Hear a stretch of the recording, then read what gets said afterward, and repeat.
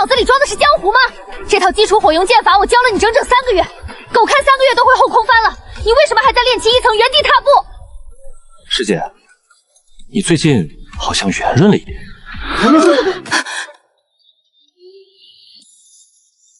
陆无为，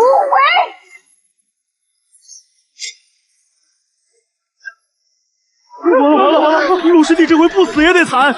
检测到宿主遭受高纯度女性愤怒攻击，被动隐藏体质逆鳞怒镜体已激活，怒气转化系统上线，来自莫七七的极致愤怒转化成功，修为加100，恭喜宿主突破炼气3层。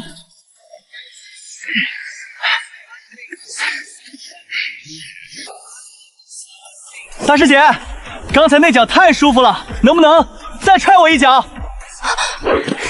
大师姐，你跑什么呀？再指导我一下呗！我认真想过了，你刚才那招虎虎生风的，确实特别适合你现在这个体型。检测到燕七七的持续暴怒，修为加50，恭喜宿主突破炼气4层。陆无为，你再敢出现在我面前，我把你嘴缝上！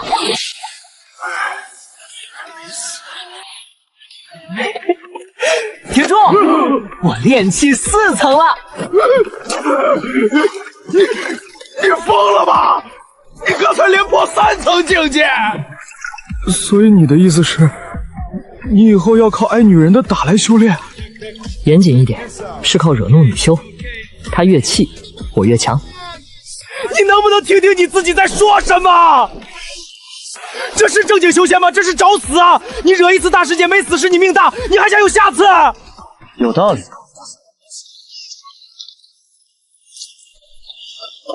这位师姐，你的丹炉是不是该换了？炼出的丹药我不知道，但你的脸现在比丹炉底还要黑。陆无为，你个炼气1层的废物敢嘲笑我，滚！收到目标周小蝶的愤怒，转化值+3。才3点，大师姐一脚可是加了100点啊！提示：目标修为越高，愤怒越纯粹，转化效率越高。当前最优目标仍为他昨天追杀我3条街，我今天再去找他，肯定骨灰都剩不上。入宗3年还是炼气1层，简直浪费我赤焰宗的灵气。既然你修炼不行，那就去干点杂活。内门女弟子的丹房区缺个扫地的，你去。记住，那是内门重地，稍微惹怒了哪位内门天骄，有你受的。谢谢宋长老，宋长老您真是个大好人，我保证把扫得干干净净。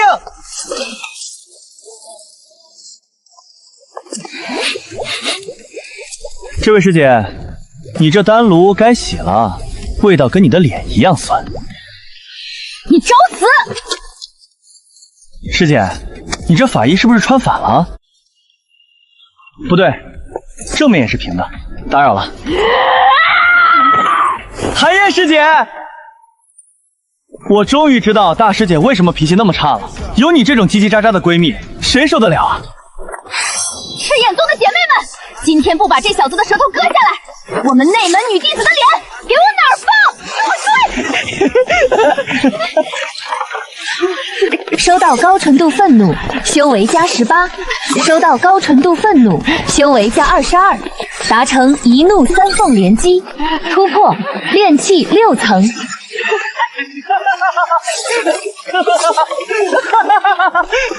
陆无影，你给我等着！恭喜宿主达成成就一怒三凤，成就奖励加载中，加载失败建议宿主多喝热水。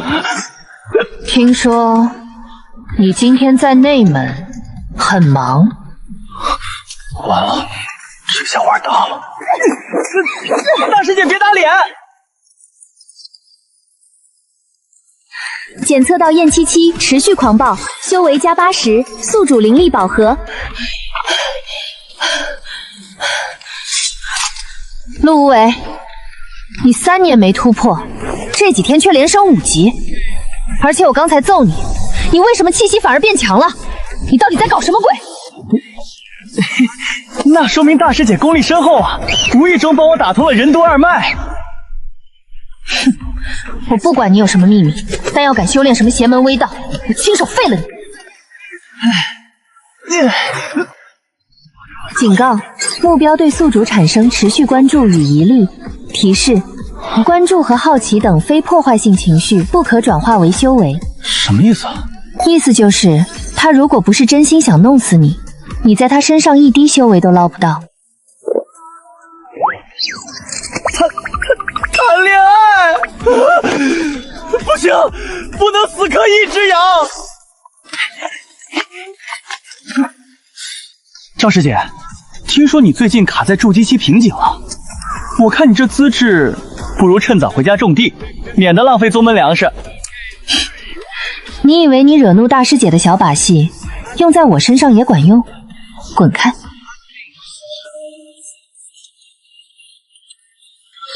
怒气纯度极低，转化值+1。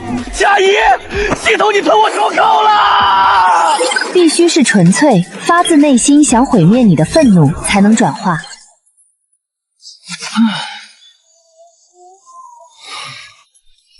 所以你不能让人家看不起你，你得让人家真心实意的想弄死你才行。你说的好有道理，我竟无法反驳。听说了吗？陆无为在丹房区盯着3位内门师姐开了半炷香。何止啊！他还对柳寒雪说了极其下流的话。你们知道昨天大师姐为什么把他堵在山洞里吗？孤男寡女。而且他出来后精神焕发，大师姐反而满脸红光。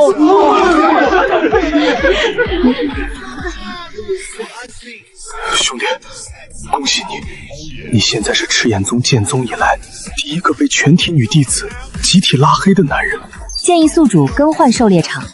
换哪儿去？3天后，北域天玄宗将造访赤焰宗，举行2宗联合论道会，届时将有大量外宗极品女修入场。不是，你看我干什么？你该不会想把魔手伸向外宗的仙子吧？外宗好啊，不知根不知底，骗起来不是惹起来更方便。陆无为，我查了你这几天的行动轨迹，你每一次修为暴涨，都发生在被女弟子攻击之后。你以为我真看不出来？赤焰宗有铁律，凡来历不明、吸食他人精气或情绪的体质，一律视为邪修。审查不通过者，废除修为，逐出宗门。陆无为，我可以帮你瞒着长老会，但你必须告诉我，你到底是个什么怪物？大师姐深夜与外门废物密会，真是有意思。不用问了，他身上的邪气，长老会已经知晓。拿下！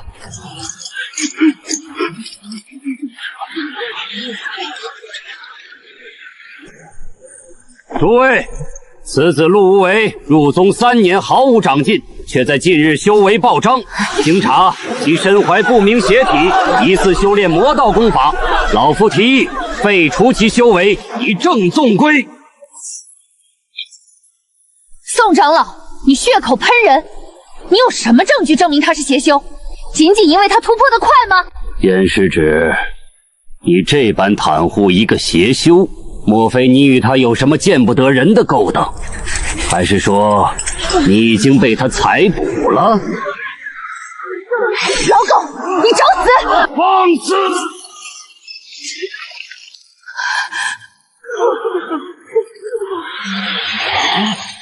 既然没人能证明你的清白，那老夫现在就废了你！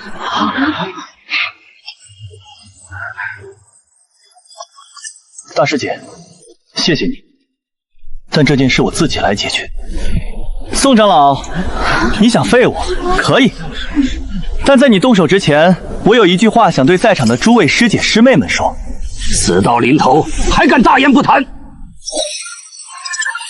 检测到宿主肾上腺素飙升，系统雷达开启。当前场地范围内符合条件的内外门女修数量为147人。147人，让我突破了。宋长老，你口口声声说我是邪修，我倒想问问你，你身为长老，却背着宗门为你闺女偷炼驻颜丹，而且还炸炉了。陆无为，你居然偷看我炼丹，我要杀了你！检测到宋婉儿极度羞愤，转化值加25。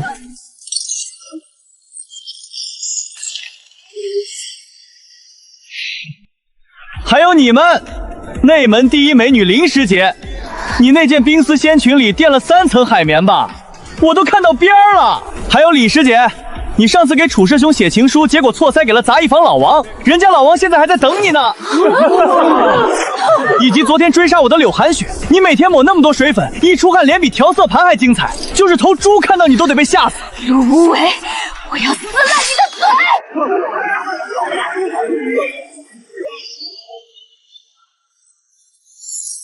收到高纯度愤怒加18，收到极致羞耻愤怒加30，收到疯狂杀意加45，连击加成乘2，连击加成乘5，连击加成乘10。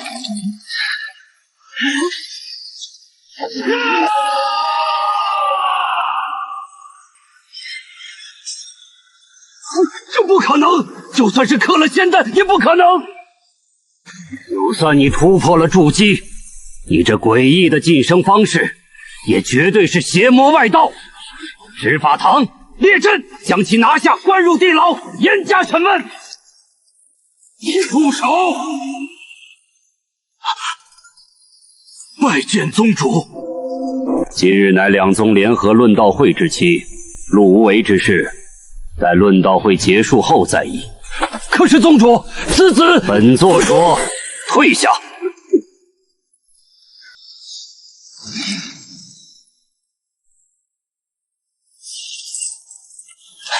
牛啊，兄弟，当众一步筑基，你看到宋长老那冰密的表情没？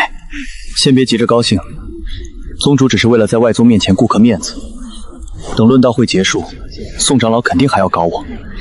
我现在的筑基初期还不够保命，那咋办？继续骂人？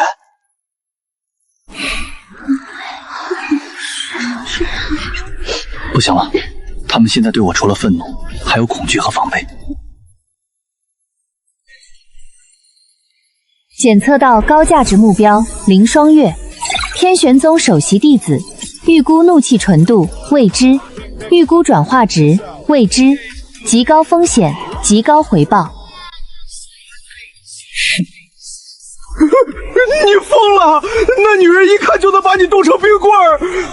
不入虎穴，焉得虎子？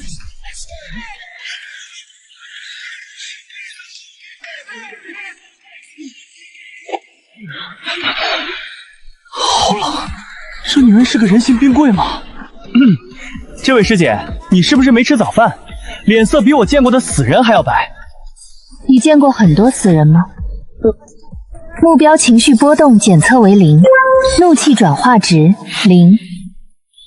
你身上这么冷，是不是因为性格太差交不到朋友，所以干脆练了个把所有人推开的功法装高冷？我确实没有朋友。关于我的功法，你还有其他想了解的问题吗？目标情绪变动检测依然为0。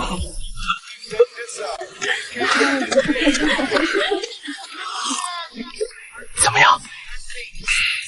铁柱啊，我活了18年，从来没见过一个被我说你像死人之后还能保持心平气和的人。所以，攻略失败？不，这反而激起了我的胜负欲。我的直觉告诉我，这女人绝对是个大宝藏。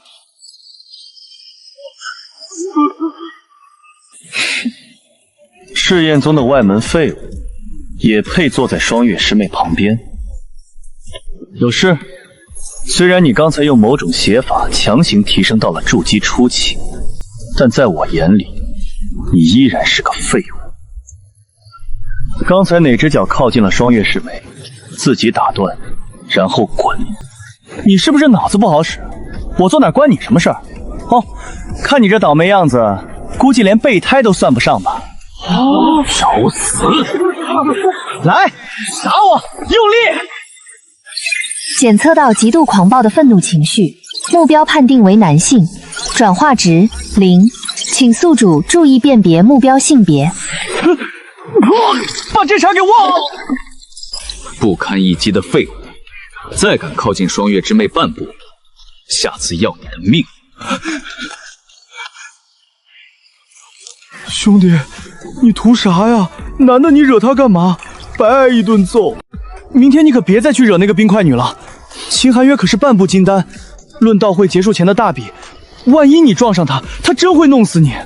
不对，秦寒渊为什么这么护着林双月？全修仙界都知道啊，他暗恋林双月整整300年了，但他连表白都不敢，因为林双月对任何人都没有回应。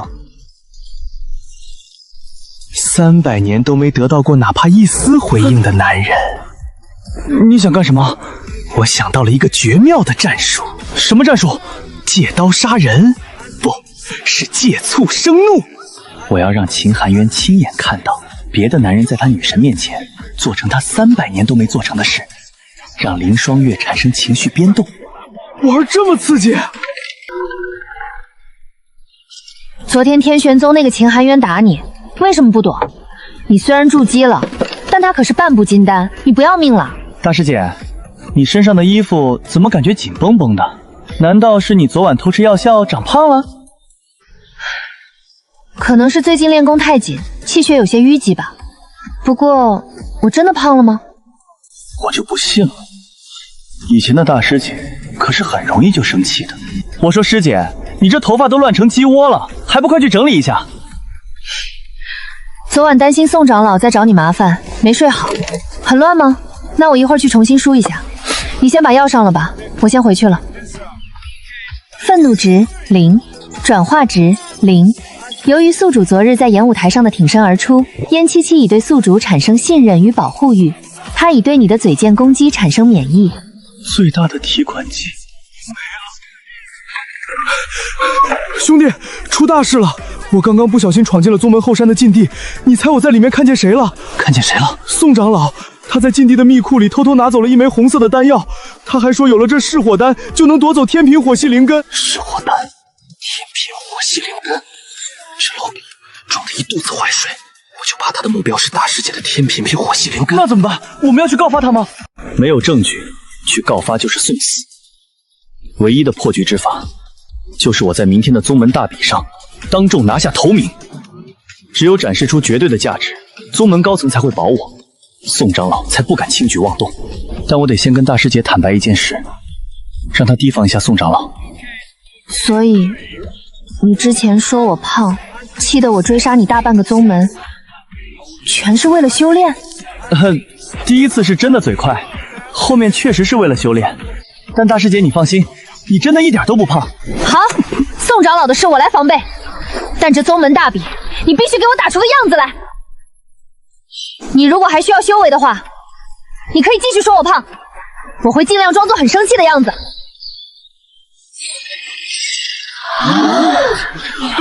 抽到死签了！我正愁找不到机会废了你，准备好遗言了吗？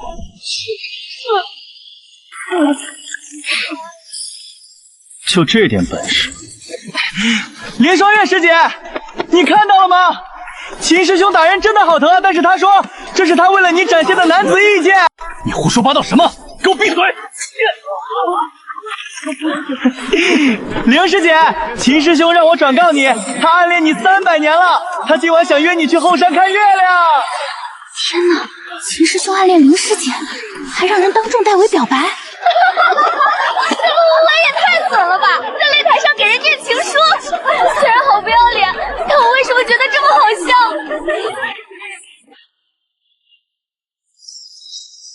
我要杀了你！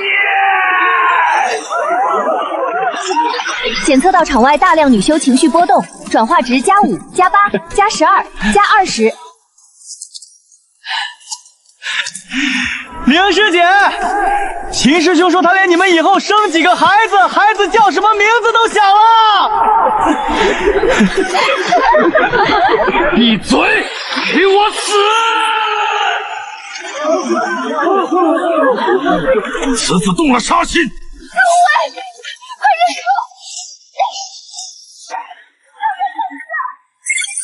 丁，场外女修情绪收集达到0截止，恭喜宿主突破筑基巅峰。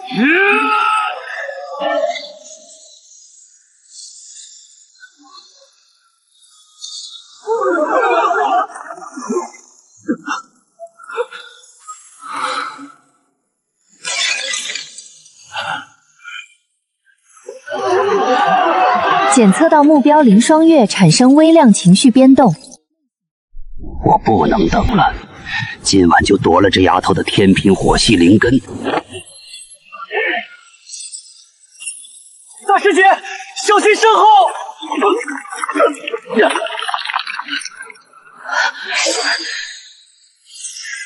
疯老狗！丁，检测到极其恐怖的能量波动，目标烟七七产生极致愤怒，类型护短型暴怒，转化值加1000。护短型愤怒还能这么玩，发财了，发财了！老匹夫，你敢伤他，我要你死！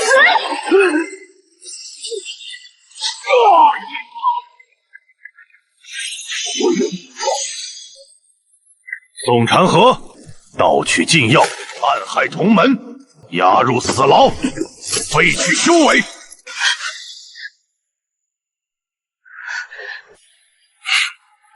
陆无为，你是不是有病？都吐血了，你还在傻笑什么？检测到恼羞成怒叠加。我真没。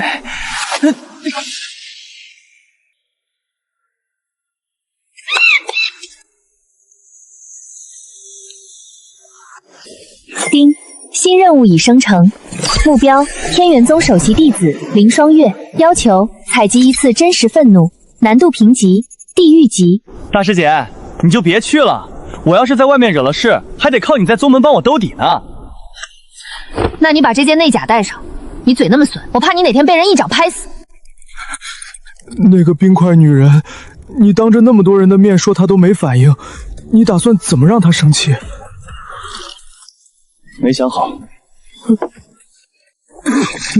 想好，你拉着我来送死！两位客官，千万别去招惹天玄宗的那位凌霜月大师姐。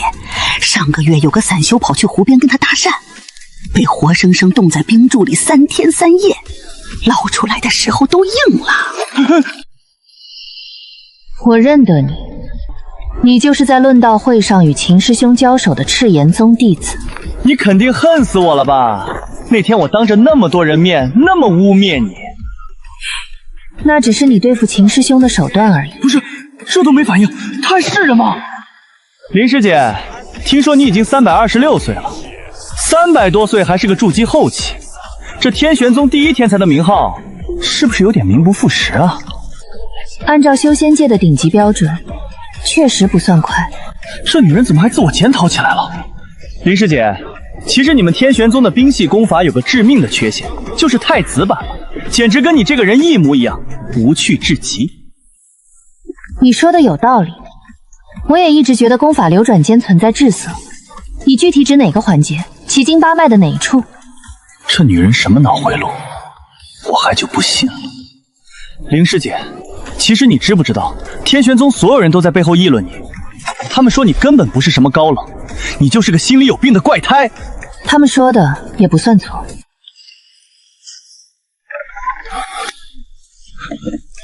看你这表情，又碰壁了。我发现我错了，他这不是高冷，而是想失去所有情绪的怪人。兄弟，要不咱还是换个目标吧？天玄宗这么大，女修肯定不止他一个。不行，系统说了他是最高价值的目标，我必须拿下他。你今天又绕着林师姐走了。废话，你不要命了？300年前的事你忘了？他毕竟是杀过同门的人啊！杀过同门？兄弟，这女人是个疯子吧？咱们还是跑吧。你这废物，竟然敢混进天玄宗，还敢纠缠双月师妹！秦师兄，300年前到底发生了什么？如果你真的想知道，去查天玄宗300年前的冰魄之祸。但我劝你不要靠近他，不是为了你，是为了他。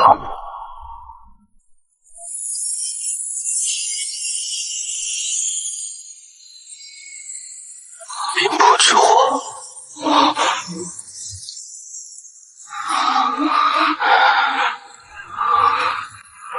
所以，他不是不想生气，他是不能生气。他只要一生气，就有可能失控杀人。300年来，他就像个行尸走肉一样活着。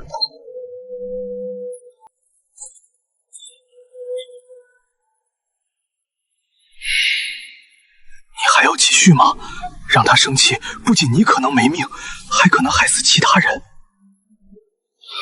我不是要让他生气，我要帮他把情绪拿回来。林师姐，你为什么每天都要看这个湖？这个湖，300年前没有。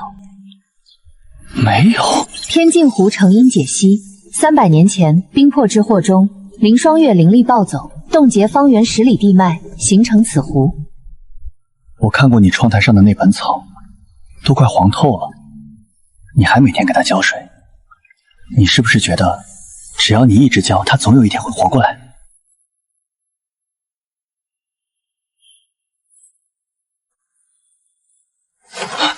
林师姐，那盆草，我认识一种灵药的配方，也许能救活它。好。铁柱，你去集市帮我把一个叫药婆婆的人找来。为什么又是我去？别废话，快去！每次都叫我，真是倒了8辈子霉。你走路不长眼啊！踩了老婆子我辛辛苦苦晒的狗尾巴草。我看你这小伙子长得5大3粗的，脑子跟没开零食的行兽一样。药婆婆息怒，我这兄弟脑子是不太好使。晚辈请您来是想求一个救活濒临灵草的方子。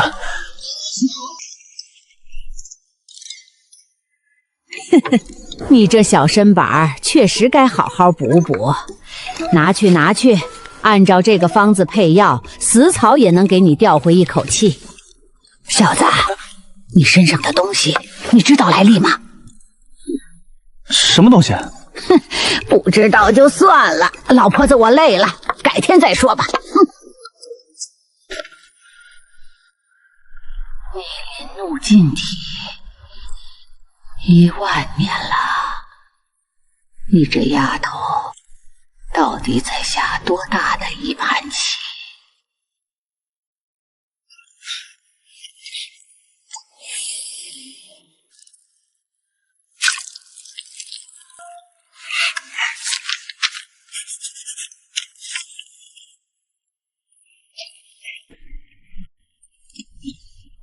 浇水的时候少浇一点，它不是渴死的，它是淹的。目标凌霜月，心率变动升高，情绪变动检测0.02。那盆草的名字叫忘忧，是300年前死在我手下的那个师妹种的。她已经快死了，你为什么要救她？因为她明明快死了，但根部还有那么一点点绿色，她没有放弃。这种拼了命想活下去的东西，不应该被放弃。秦师兄已向长老会告状，明日你将被驱逐。我知道。明天卯时之前，天镜湖畔，我有一个问题想问你。他刚才是不是在约你？我查过你在赤焰宗的卷宗，你在短短几个月内连破境界，身怀某种靠吸收怒气来修炼的奇异体质。你接近我，也是为了这个。不过我不介意。300年来，第一次有人不惧我的过往，不管你的目的是什么，我都不介意。所以，我的问题是，你能让我生气吗？我不知道能不能，但我可以试。不过，如果要试，我得多待几天。你能帮我不被驱逐吗？可以。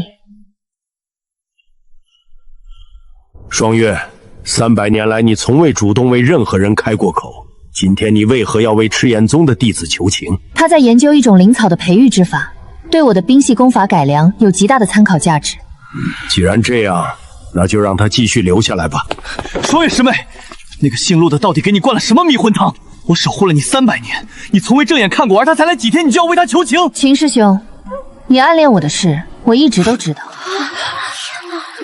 但我感受不到任何情绪，你的心意我无法回应，不是不愿，而是不能。抱歉。那个诡异的体质，真的能让他感受到情绪吗？能，但我需要时间。好，那你尽管去做，但你若伤了他，我会亲手把你剁碎了喂槟榔。林师姐，其实我有个秘密，我脑子里住着个极其不靠谱的东西。每当我快被打死的时候，他就弹出来说要给我加载护盾，结果每一次都加载失败。你说世界上怎么会有这么蠢的设计啊？检测到目标林双月产生情绪变动，类型愉悦，强度0.08，封印完整度下降至99.9%。怎么了？没什么。300年了，原来我的方法一直都是错的。小伙子，放不下。放不下。但如果有人能做到我做不到的事，那就够了。小子，你是不是觉得你在天玄宗做的事，只是在帮一个可怜的丫头找回情绪？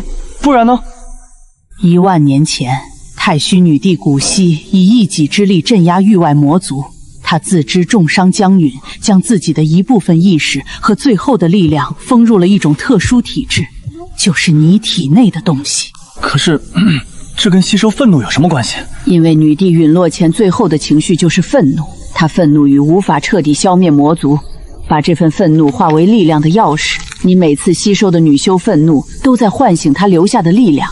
系统，他说的是真的吗？你是太虚女帝留下来的？上述信息与本系统内部绝密数据部分吻合。部分？哪部分不吻合？权限不足，无法回答。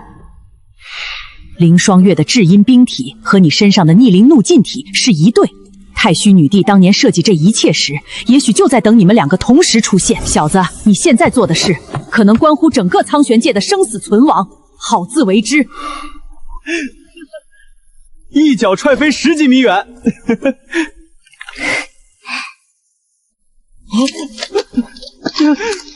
笑了，他真笑了。哒啦啦！系统，按现在的速率，彻底解开封印需要多久？预计需要200年。多少？要彻底击碎枷锁，唯一的途径是让它产生一次发自灵魂深处的愤怒。也就是说，我们绕了一大圈，还是得回到原点。你必须把他彻底激怒。我想到办法了，我要让他恨我，成为他生命里第一个真正的恶人。我要利用忘忧草撕开他300年最深的伤疤。你疯了！你如果这么做，就得把他心里的伤疤硬生生撕开，再撒上一把盐，他会恨你一辈子，不死不休的那种。我知道。那你还做？他体内的冰系灵力一旦失控，你会死的。如果他恨我一辈子，至少证明他还能恨。能恨就能笑，能哭，能爱，总比让他在那座冰牢里当300年的行尸走肉强。林师姐，如果有一天那道封印解开了，你最想感受的是什么？不知道，但你刚才讲故事的时候，胸口这里有一点点不一样。封印裂缝持续扩大中。林师姐，我明天可能来不了了。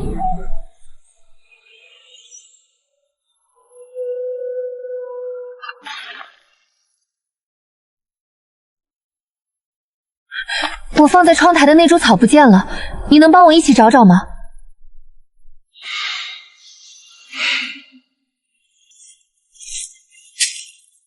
是我拔的。为什么？你知道这盆草为什么这300年来一直在枯萎吗？不是因为你浇水太多，是因为你根本不配养它。你亲手杀死了种它的主人，你有什么资格让它活下去？这300年来，你每天看着这片湖，看着这盆草，你以为是在赎罪？不，你只是在自我感动。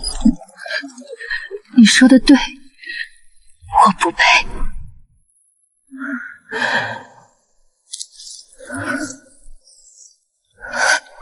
红色最高级警告：情绪封印完整度降至12%。即将全面崩溃。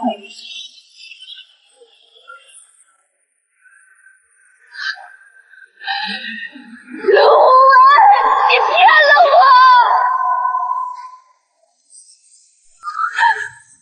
草是假的。林双月，那个师妹如果还活着，她最不想看到的，就是你现在这副行尸走肉的样子。300年了，不见，你不见任何人了。你真的很烦。情绪封印已彻底解除，恭喜宿主修为突破金丹境。如果需要的话，随时传音。放心吧，灵师姐，我可是个惹祸精，以后麻烦你的地方多着呢。天玄宗阶段任务已结算，新任务已生成。目标：合欢宗圣女苏媚儿。要求：收集1次真实愤怒，难度评级：噩梦。等等，大师姐是简单，林双月是地狱，这个苏媚儿凭什么是噩梦？目标：拥有天生媚体，所有负面情绪的输入均可能被其转化为正面解读。说人话，意思就是你骂他，他大概率会觉得你是在跟他表白。不是，这世上还有这种受虐狂？又是谁在背后偷偷想人家啊？真讨厌！这花真好看。你发什么春呢？这是合欢宗入门级迷惑阵法，你连这都扛不住，进去怕不是要被炸成药渣？谁知道这香味劲儿这么大？哎呀，2位俊俏的师兄是来修心的，还是来参加情缘大会的？各位师姐，我们是来找苏媚儿圣女的。原来是圣女的追求者啊，请跟我来。追求者登记处在左边，目前只排到了第372号。372号。你的眼睛真好看。你是专门来找我的吗？我来是想告诉你，你们合欢宗这桃花帐调的也太次了，跟廉价香水似的，我隔着10里地都快被熏吐了。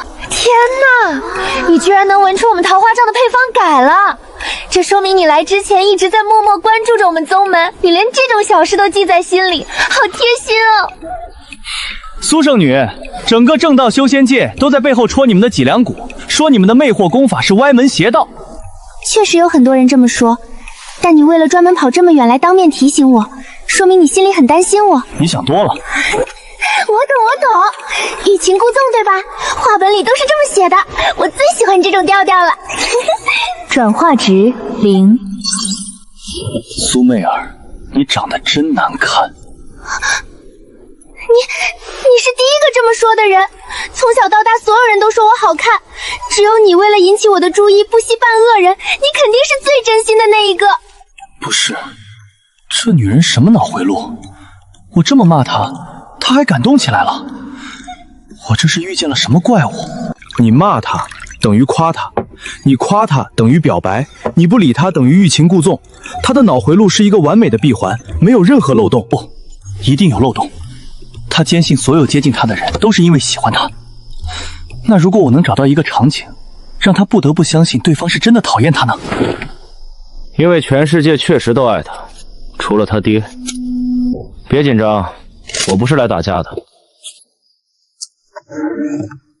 我白天看了你一天，你是第一个绞尽脑汁想让她生气的男人，挺有意思的。你刚才说除了他爹是什么意思？媚儿并非天生就是这副万事皆可暧昧的性格，他父亲是极其刻板的正道散修，爱上了前任圣女，两人冲破世俗偏见，结为道侣。但正道修仙界的唾沫星子比你们赤焰宗的火还毒。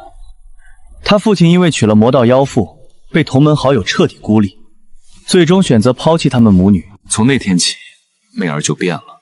她开始把所有针对她的负面情绪，所有的谩骂和侮辱，强行曲解为喜欢和爱意。因为如果她承认这个世界上真的有人讨厌她，她就必须去面对当年她父亲抛弃她的真正原因。她不是脑回路有问题，她只是不敢相信有人真的不喜欢自己。因为一旦相信了，她从小建立起来的保护壳就会彻底碎掉。陆无为，我告诉你这些，不是为了让你去伤害他，我是想让你知道，如果你非要惹他生气，非要打碎他的面具，最好有足够的本事，能接住后果。灵犀草，刚采的灵犀草。小友，你手里的是幻心藤，它和断肠草十分相似，它的作用是让人陷入幻觉。目标极度危险，请远离，请远离。多谢前辈指点。老朽姓殷，一介游历散修，平日里对灵草学和上古秘文颇有研究。系统，你为什么说他极度危险？可他看起来毫无恶意，他到底是谁？对该目标的危险评估维持不变，极度危险，请宿主尽快远离。殷前辈，您见多识广，不知来这合欢之地界所谓何事？我游历至此，倒是听闻了一件趣事。小友来合欢宗是为了苏圣女吧？不必紧张，合欢宗的苏圣主确实很特别，他的天生媚体在上古文献中其实有一个别名。什么别名？应心境。应心境，传闻这种体质能映照出每个人内心最深处的情感。小友，如果你觉得苏圣女总是在曲解你恶毒的话，也许她并没有曲解，她反射出来的才是你内心真正的声音。应心境。如果殷无憾说的是真的，那我骂他难看的时候，内心深处其实觉得他很好看，这太荒谬了。我承认他长得不错，但我骂他的时候绝对是真心想气死他的。我觉得那个殷前辈在放屁。你看啊，如果应心境是真的，那当年他亲爹对他说的那些厌恶的话，为什么没映射出来？一个父亲内心深处怎么可能真的厌恶自己的女儿？按常理来说，是的。所以真相只有一个，要么应心境根本就是假的，要么就是他有一个致命的例外条件，当对方说的是绝对的真心话时，应心境会如实反射，包括真正的恶意。苏媚儿之所以把平时所有人的恶意都转化为善意，恰恰是因为那些人说的都不是真心话。那些正道修士骂她妖女，是因为嫉妒她的美貌和世俗偏见，而不是真的发自内心讨厌她这个人。铁柱，你今天吃什么药了？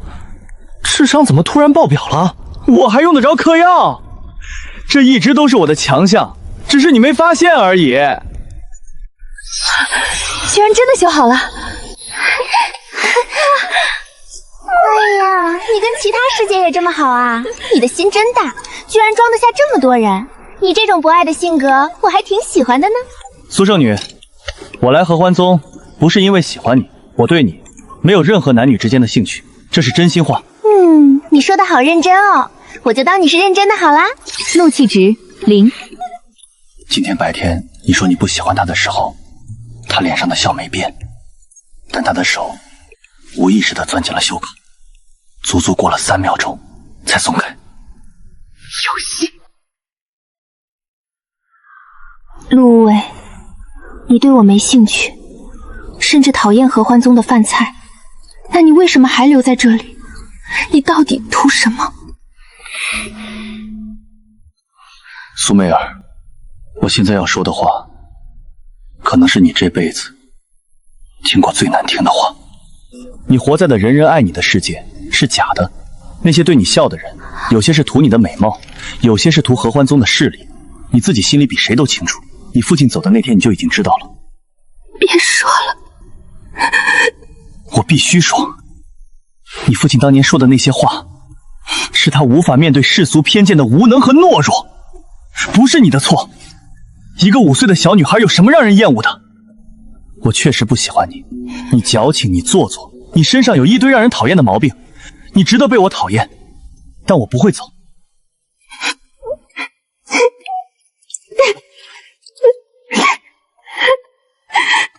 目标当前情绪状态：悲伤，强度极高。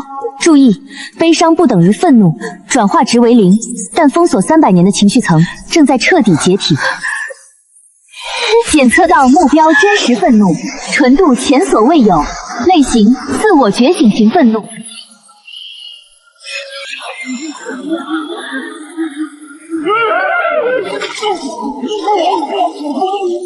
转化值加3000，加5000，加8000，金丹初期突破，金丹中期突破，金丹后期。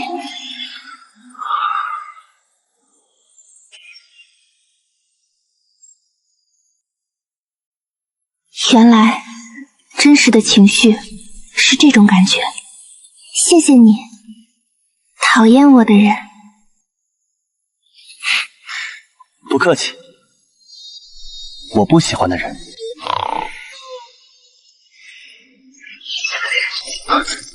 系统，这什么东西？你做得很好，但你不知道，每一次情绪爆发都在让它更快。每一次情绪爆发都在让它更快，让什么更快？该信息来源未知，本系统并未发送此消息，正在追溯来源，追溯失败。第3次了，很好，再来2次，那道封印就彻底碎。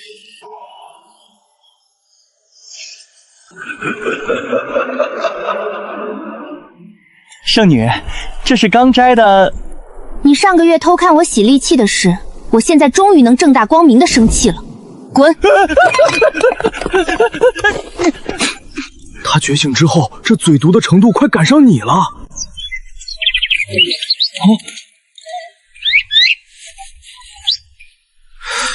这只鸟怎么好像在哪儿见过？这好像是大师姐的那只傻鸟。完了！喂，你走就是2个月，连传玉姐都不回一个，是不是在外面找了别的女修？陆无为，这位是？我叫苏媚儿，她最近这2个月一直在这里。大师姐，且慢，我有极其重要的情报要汇报，关于宗门生死存亡的。大师姐，苏圣女的父亲300年前合欢宗后就彻底失踪了，这太反常了。其实我有一条线索，一直没敢跟圣女说。苏前辈300年前离开合欢宗后，最后出现的地方是北域的剑主。剑主，那可是天下剑修的圣地。系统，给我查查前3次情绪大爆发时，那些没有被我吸收的庞大灵力波动去了哪里？正在调取灵力衰减轨迹，分析完毕，约37%的情绪灵力未在天地间自然消散，灵力流向太虚秘境封印处。你怎么了？我居然一直在帮魔族化解封印。别着急，慢慢说。我被一个叫殷无伤的人给利用了，他故意接近我，并帮助我攻略目标。其实他的目的是为了夺取一部分情绪灵力，为给太虚封印。我不知道具体是什么阴谋，但如果是因为你帮我找回情绪这件事，听好，这不是你的错，错的是利用你的那个混蛋。如果殷无寒需要情绪爆发来瓦解封印，那我的选择多了他伸向封印的魔手。陆无为那小子自己待在温柔乡，把我们打发来这种鸟不拉屎的地方。铁柱，你确定是这个方向？大师姐，我也不确定啊，但我今天出门眼皮一直跳，总觉得这边有什么东西在召唤我。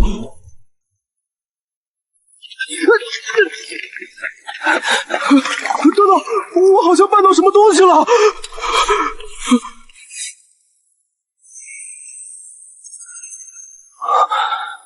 梅儿，不是父亲不要你，是剑中的长老殷无伤，他威胁我，如果我不走，他就要杀了你和你娘。梅儿，对不起。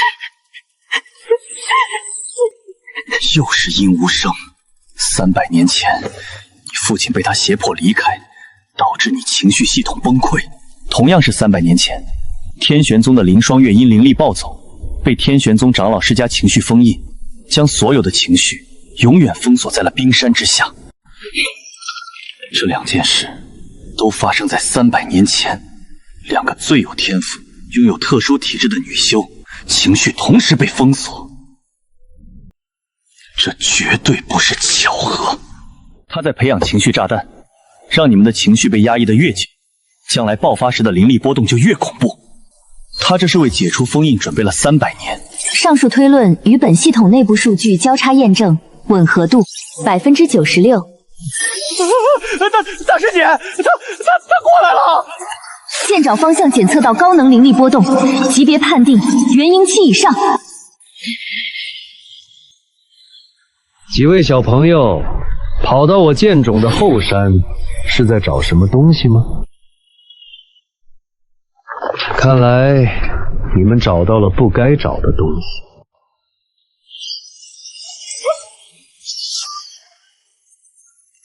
师傅，这些是什么人？几个迷路的朋友罢了。既然你来了，就替为师送他们下山吧。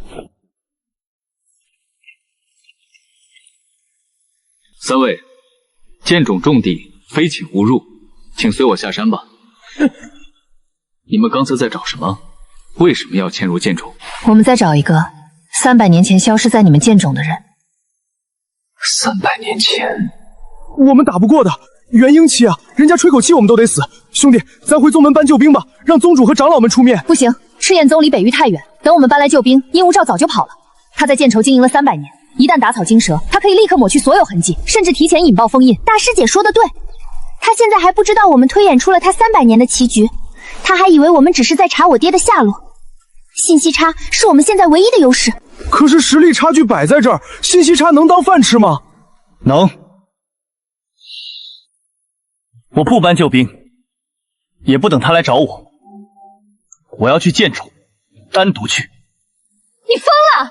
你金丹期去单挑元婴期，送死吗？我去剑冢有2个目标：第一，拖住殷无忌，确认太虚封印现在的具体受损情况；第二，策反叶孤恒。凭什么？那是他从小带大的徒弟。他并非恶人，不然在剑中的时候他也不会救你们。如果让他知道他师父的真面目，他很有可能是我们的队友。大师姐、苏媚儿还有林师姐，我拖住殷无休的时候，你们3个一起去太虚秘境，将你们的灵力注入封印，至少能延缓他崩溃的速度。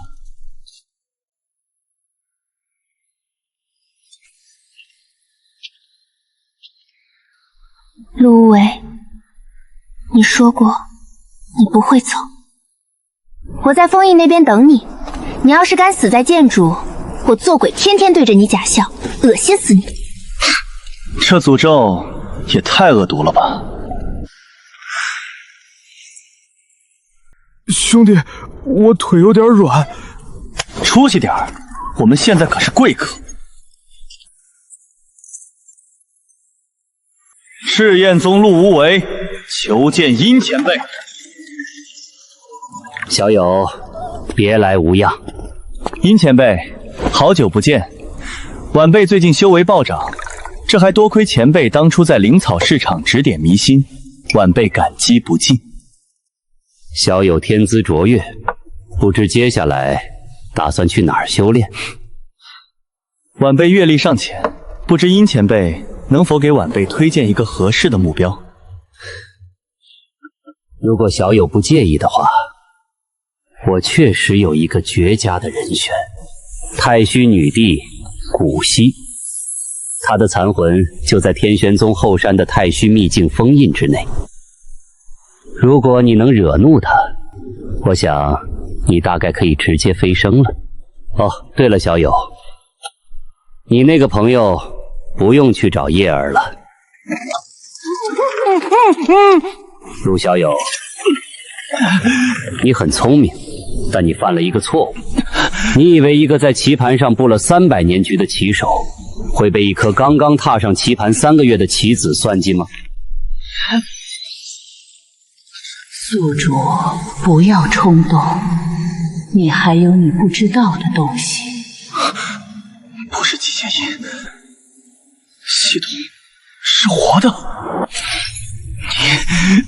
你到底想干什么？哼，你以为你是来探查情报的诱饵？不，陆无为，你才是那个炸药包。300年来，我封锁了凌霜月和苏媚儿的情绪，让他们像蓄水池一样。但我发现太虚女帝留下的封印太坚固了，即使是他们2人爆发的情绪灵力，也只能从外部让封印产生极其微小的裂缝。直到我发现你的体质，这可是太虚女帝当年为了吸收天地戾气而创造的完美容器啊！你能将所有人的情绪波动吸收入体，转化为最精纯的能量，你就像一个正在不断膨胀的灵力核弹。只要再让你吸收一次极致的情绪，你体内的能量就会达到临界值。到时候，我只需要把你扔进太虚封印的阵眼，古稀女帝设下的那道封印就会炸得连渣都不剩。系统，他说的是真的吗？是真的。那你为什么不早告诉我？你到底是个什么东西？无名古稀。女帝殷无伤是魔族潜伏在苍玄界的大祭司，他窃取了吴当年的部分计划。这逆灵怒尽体本是吴留给后人用来净化世间戾气的，却被他当成了破解封印的容器。现在说这些有个屁用！我就快被当成炸弹扔出去了，怎么破局？唯一的办法就是你散尽所有修为，强行自毁逆灵怒尽体的根基，但代价是你的奇经八脉会寸寸断裂，大概率会死。叶儿，为了让陆小友体内的能量达到最后的临界值，他需要一次极致的悲痛与愤怒。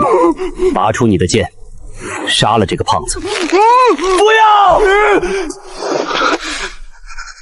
师父，我们剑斗的祖训，剑修之剑，不斩手无寸铁之人。更何况他还是个没有灵根的凡人。叶儿，成大事者不拘小节，为了天下大局，牺牲一个凡人算什么？为师教导你300年，难道你连这都不懂吗？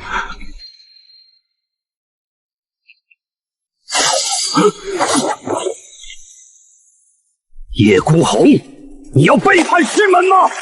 师父，昨天夜里我去了剑主的地下密室，我看到了那些堆积如山的白骨，其中一具身上还带着合欢宗的玉佩残骸。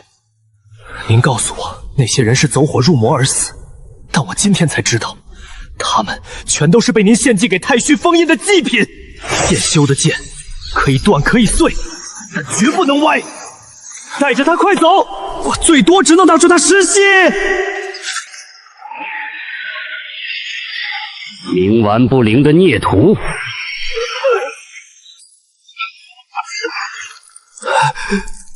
铁柱，你顺着大门跑，去天玄宗找大师姐他们。那你呢？我要帮他，你先走。